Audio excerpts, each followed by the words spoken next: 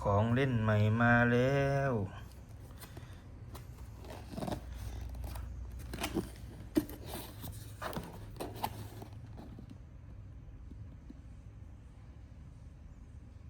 ยังบุญ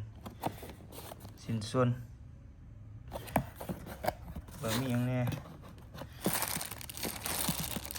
แพ็กมาอย่างนี้เลย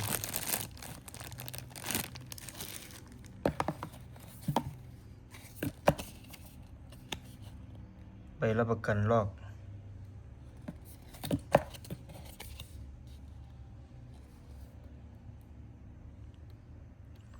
ไดว่าเซโกไทยแลนด์จำกัดคู่มือการใช้งาน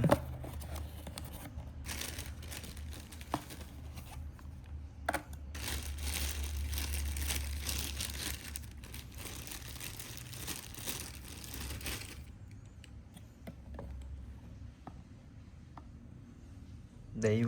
ว่า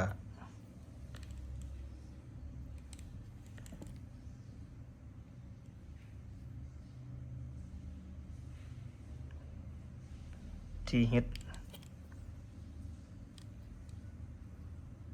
รอบ64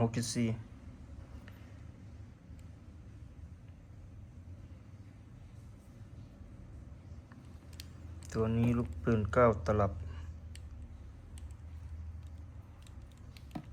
ลื่นไหลใช้งานจริงจะเป็นยังไง